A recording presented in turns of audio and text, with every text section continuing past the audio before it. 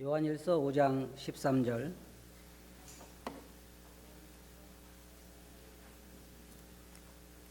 찾으셨어요? 다 같이 한번 읽어보겠습니다. 시작.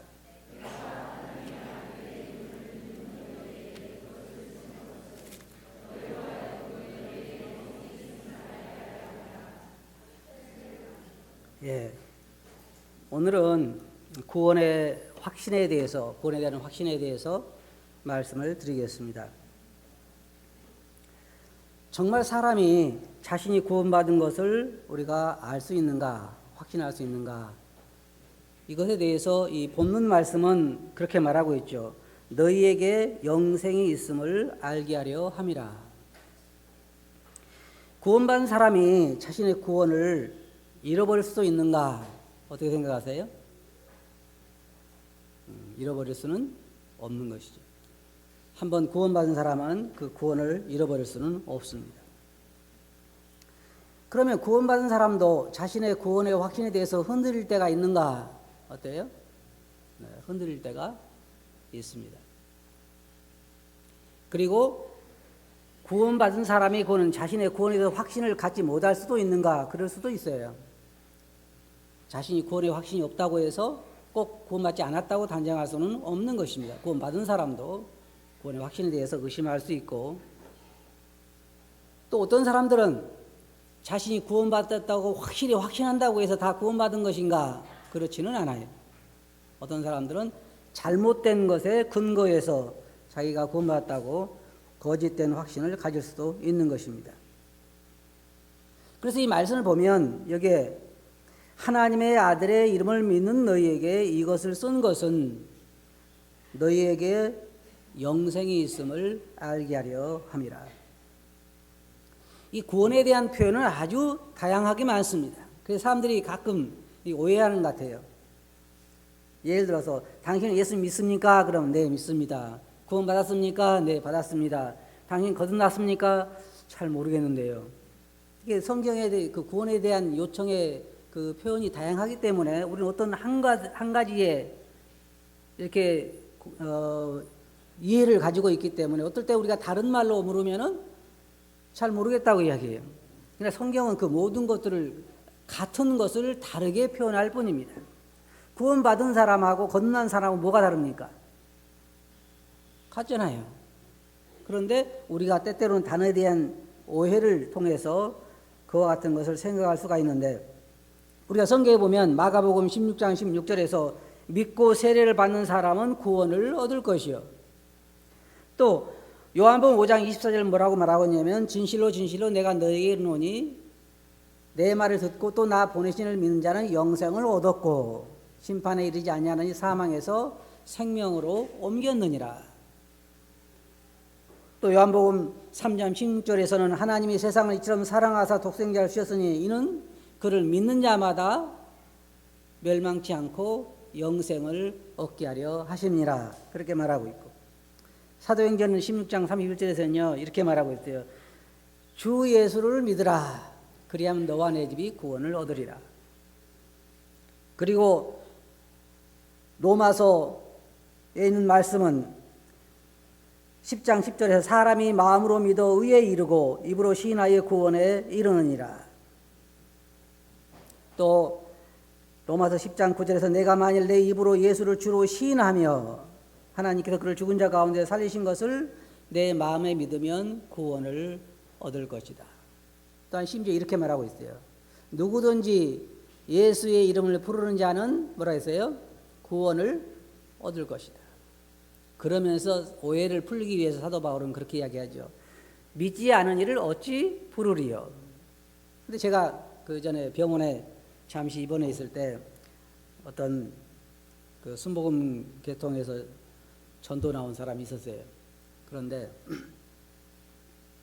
병실의 환자들에게 전도하면서 어떻게 하겠냐면은 예수 이름을 부르면 구원을 받습니다. 그러니까 길을 가면서도 예수 그러고 밥하면서도 예수 그러면 구원 받습니다. 맞아요, 안 맞아요? 그런 의미에서 부르라는 건 아니죠.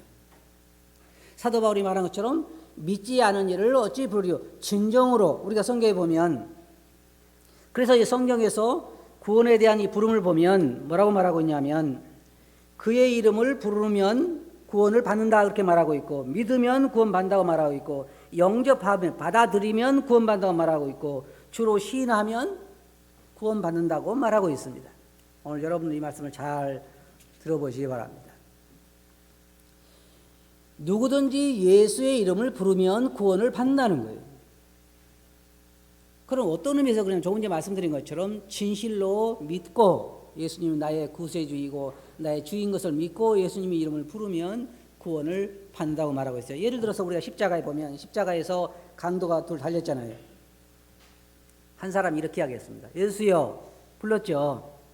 예수여, 당신의 나라 임할 때에 저를 생각하소서. 이 강도가 한 얘기는 그거였어요. 그럼 예수님께서 너도 참 염치도 없다. 이제 네가 인생을 그렇게 다 살고 나서 이제 마지막에 나를 불러? 너도 참 염치 없는 놈이다. 그랬어요? 아니요, 그런 거 아니에요.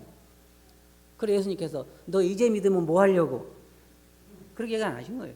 그냥 진실로 이 강도는 예수여 당신의 나라에 임할 때 나를 생각하소서 마음으로부터 우러나오는 예수님에 대한 그 구원 요청, 그것을 예수님은 받아들이시고 내가 오늘 나와 함께 낙원에 있으리라고 말씀하신 것이에요. 그래서 여러분이 진실로 예수 그리스도를 믿고 예수님을 부른다고 하면 구원받지 못할 사람이 없어요. 구원은 아주 쉬운 것입니다.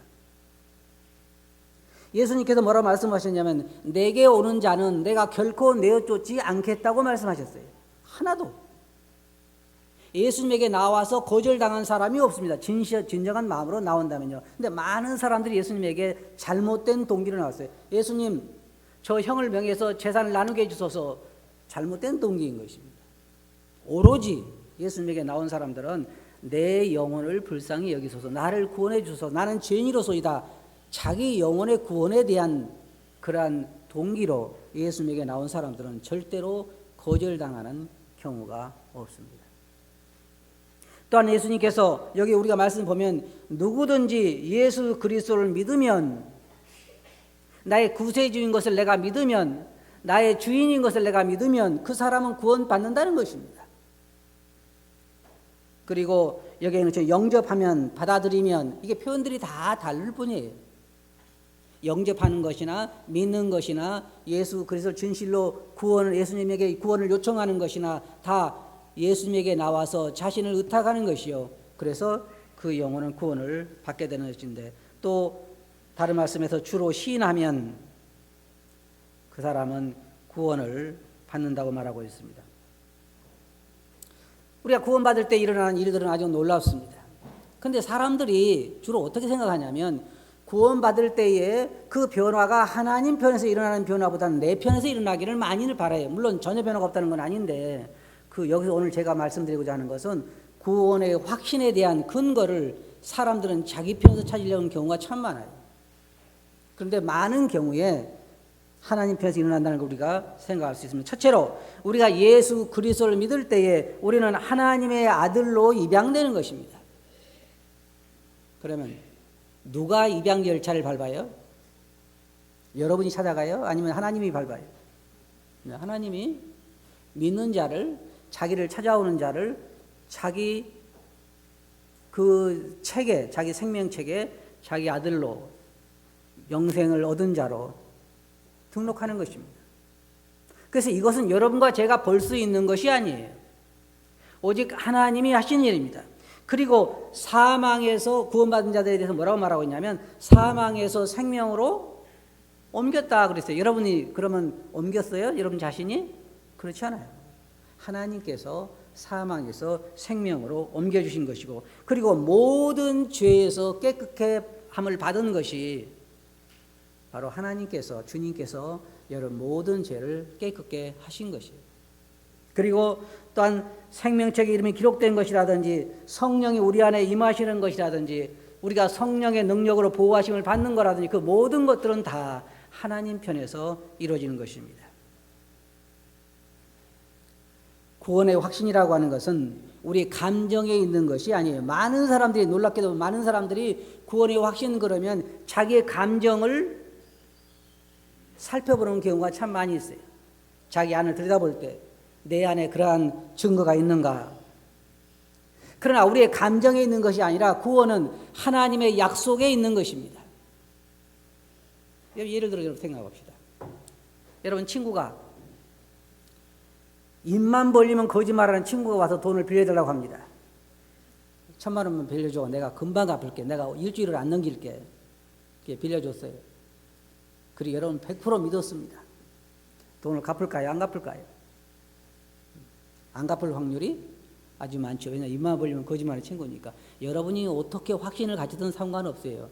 그것이 이루어지고 안 이루어지고는 상대방이 그 약속을 이행하느냐 안 하느냐에 달려있는 것이지 여러분 믿느냐 안 믿느냐에 달려있는 것이 아니에요. 구원도 하나님께서 우리들에게 믿는 자는 구원을 얻었다고 말씀하시고 사망의 생명으로 옮겼다고 말씀하시고 그렇기 때문에 하나님의 약속에 근거한 것이지 여러분의 감정에 근거한 건 아니란 말이에요. 여러분이 확실히 믿는다면 여러분의 구원은 확실한 것입니다. 그리고 또 한 가지 이런 게 있어요. 이제 저도 그런 과정을 겪어봤지만 당신이 정말 거듭났습니까? 라고 물어보면요. 옛날에 과거에 내가 예수 믿었던 데를 다시 돌아가죠. 그때 내가 어땠던가, 그때 마음에 기쁨이 있었던가 없었던가, 그때 내가 뛰었던가 안 뛰었던가 그런 감정이 아무리 있다고 해도 그것과 현재 내 구원과는 크게 상관이 없는 것입니다. 또 소수이긴 하지만 어떤 사람들은 다른 사람 말에 의지한 사람이 있어요. 이거 불행한 것이죠. 하나님의 약속과 하나님 말씀에 근거한 것이 아니라 우리 교회 목사님이 나보고 구원 받았다고 했다. 그런 사람 못 들어보셨어요? 그런 사람 들어있어요. 내가 누구하고 교제했는데 그 사람이 나하고 내 구원이 확실하다고 하더라. 맞아요, 안 맞아요? 그 사람이 여러분 100% 확실하다고 해도 제가 여러분 이제 설교 끝나고 여러분 내려가가 여러분들에게 여러분 구원은 확실하다고 이야기해도 하나님 앞에서 확실한 것이 아니면 아무 소용이 없는 거예요. 약속하신 분이 하나님이신 거예요. 그러면 우리가 왜 우리의 구원을 의심하게 되는가? 그것은 때때로 어떤 교회를 보면요. 계속해서 율법만 강조해서 가르치는 교회 보면 구원의 확신 갖기 어려운 교회들이 있어요. 왜냐하면 계속 이렇게 안 살면 여러분 구원이 아닙니다라고 막 계속해서 율법을 가르치면 우리도 다음 주부터 계속 율법만 가르치면 여러분 중에 구원을 의심하는 사람들이 더 많이 생길 거예요.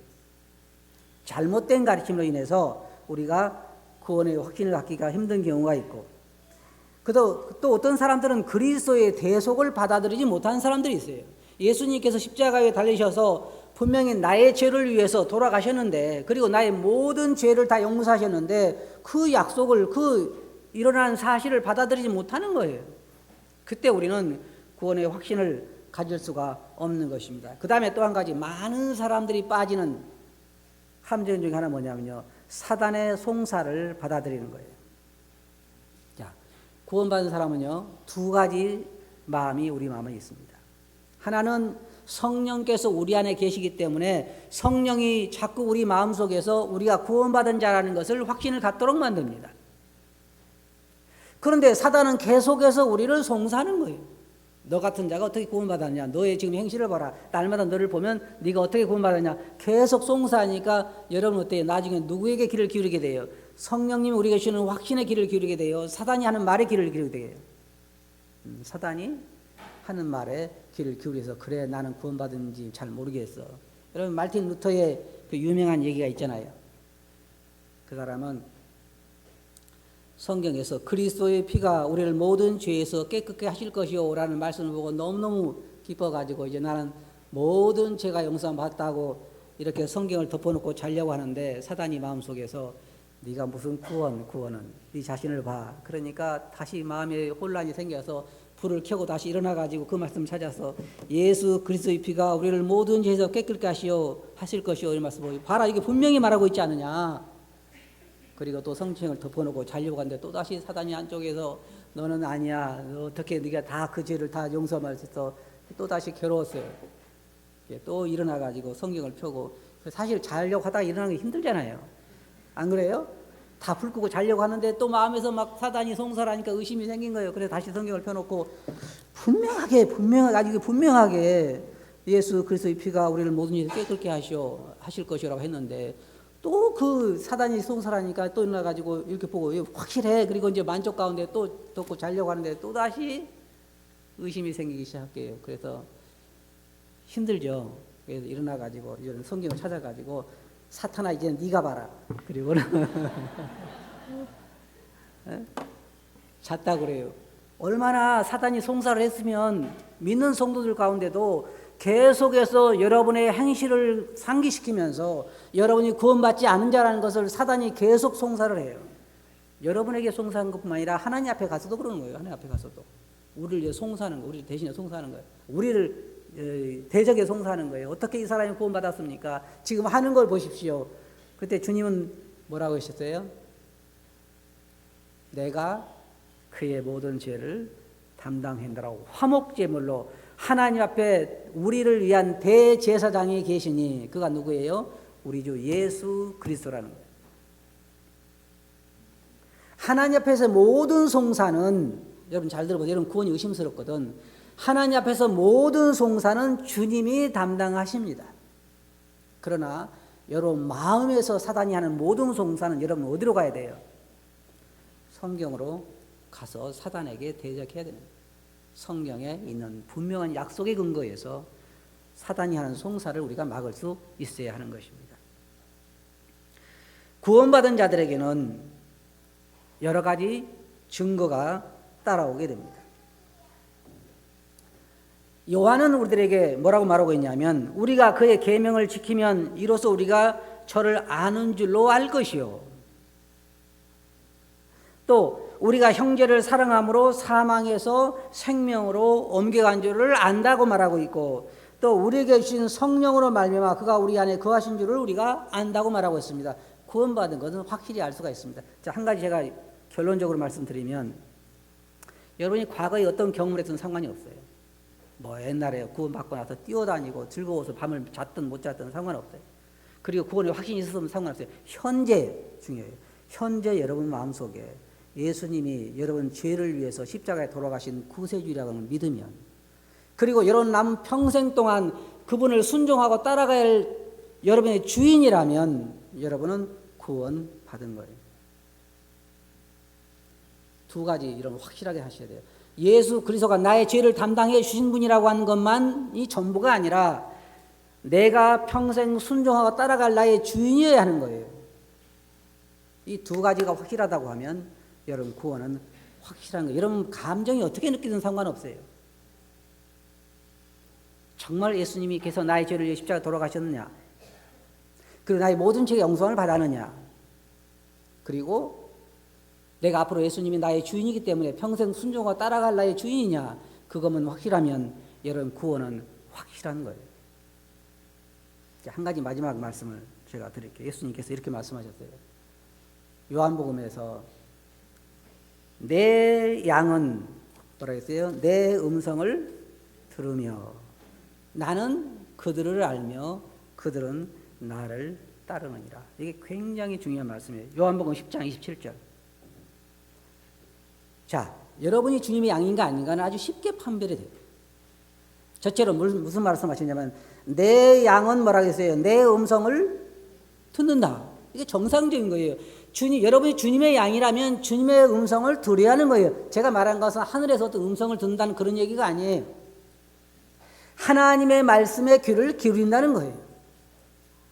하나님 말씀에 여러분의 관심이 없고 하나님 말씀을 들어도 전혀 깨달음이 없다면 여러분 주님의 양이 아니에요. 주님께서 뭐라고 말씀하셨냐면 저희가 내 양이 아니므로 내 말을 듣지 아니하느니라. 그러면서 뭐라고 말씀하셨냐면 내 양은 내 음성을 듣는다. 주님의 양은 주님의 음성을 듣게 돼 있는 거예요. 그래서 여러분이 구원받았느냐 안 받았느냐 어떻게 할 수 있냐면 여러분이 주님의 음성을 듣냐는 거예요. 주의 말씀을 듣냐는 거죠. 주의 말씀을 들을 때 이런 마음속에 감동으로 와닿을 때가 있고 그 말씀을 순종하자는 마음이 생기냐는 거예요. 그렇지 않다고 하면 주님의 양이 아니에요. 주님의 양은 주님의 음성을 듣는 거예요. 1년이 가고 2년이 가고 3년이 가도 성경을 펴보고 싶은 마음이 없다면 주님의 양일 수가 없는 거예요. 하나님 말씀을 듣는데 자꾸 딴 생각만 하고 전혀 말씀이 와닿지 않는다고 하면 물론 그런 날도 있겠지만 계속해서 몇 년이고 그런다면 주님의 양은 아닙니다.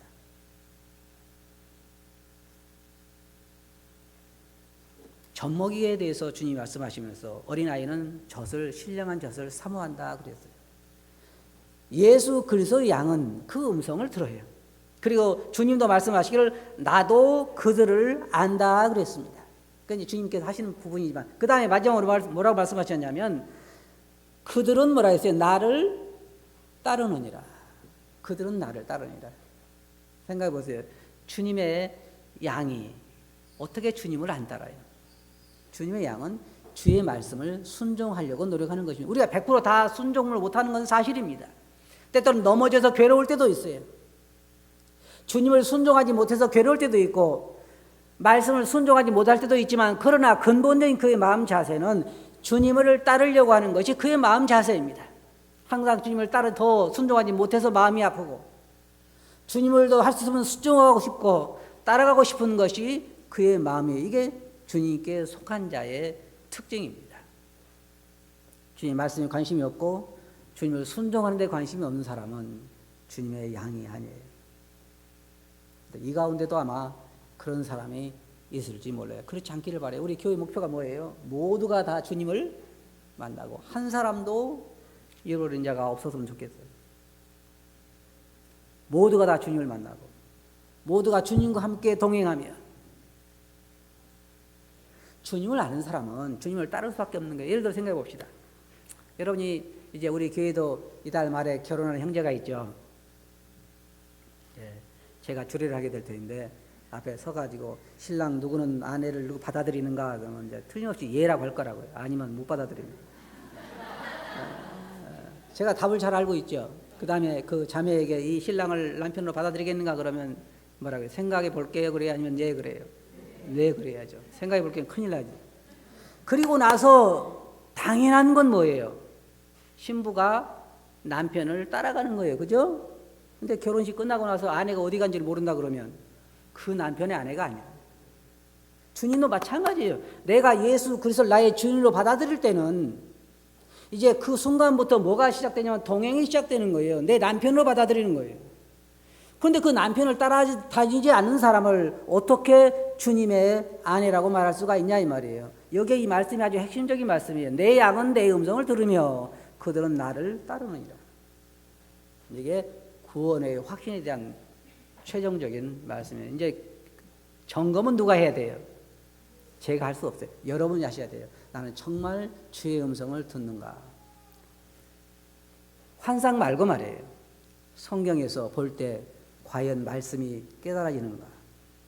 성령께서 역사하셔서 나로 말씀을 깨닫게 해주는가? 다는 아니라 할지라도 가끔이라도 그리고 말씀을 들을 때 내게 감동으로 와 닿는가?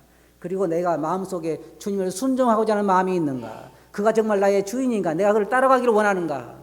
그것이 있다고 하면 여러분의 구원은 확실한 것입니다. 그러나 그것이 없다고 하면 여러분 주님 앞에 엎드려서 회개하고 여러분 구원을 위해서 주님 앞에 간절히 기도하는 게 필요해요. 강도, 십자가의 강도처럼 예수여 당신의 나에 임할 때 나를 생각하소서. 그래야 여러분이 구원을 받을 수가 있대요. 아시겠어요? 기도합시다. 거룩하신 아버지 하나님, 우리 여기 앉아있는 이 사람들 중에 한 사람도 나고자가 없게 해주시옵소서. 주께서 우리에게 주신 이 영원한 구원을 가지고 사단의 송사 때문에 구원의 확신을 잃어버리고 기쁨을 잃어버린 자가 없게 해주시고 날마다 주와 동행함으로 우리가 구원받는 확신 가운데서 기쁨으로 저희의 남은 삶을 주를 순종하고 따라가게 해주시옵소서. 들은 말씀을 주께 의지하고 예수님 이름으로 아버지께 감사하며 기도하옵나이다. 아멘.